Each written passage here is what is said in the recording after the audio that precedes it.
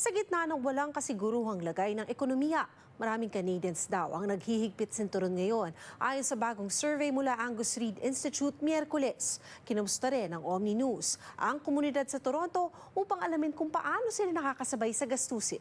May report si Kisha Balatbat. Mahigit 60% ng mga Canadians ang naghihintay bago bumili ng mga major purchases sa gitna ng patuloy na economic uncertainty at affordability pressures. Sa bagong poll ng Angus Reid na inilabas ng EQ Bank Miyerkules, nakitang 2/3 ng mga rumesponde ang hindi muna bumibili ng mga malalaking bagay tulad ng bagong sasakyan o home renovations. 2 sa bawat 10 Canadians din ang pumipiling iantala ang pagbili ng bagong bahay, habang halos 10% ang naghihintay bago magpakasal o magkaroon ng anak.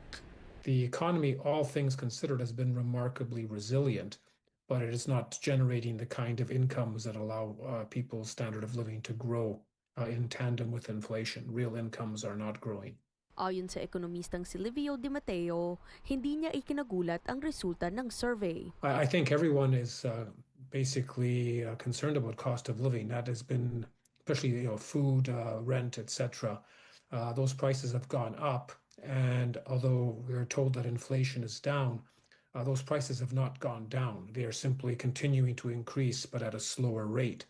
Nakita rin sa poll na isa sa bawat 5 Canadian ang sumusubaybay sa pagtigil ng trade tension sa Amerika sa gitna ng uncertainty na dulot ng bantang taripa ng White House. Given that it's been a sort of back and forth like this, I think a lot of people have basically just decided to sit back, and not as many are concerned about that at this point in time. But that could change overnight depending on whether or not there's actually actions that follow through on the words at this point.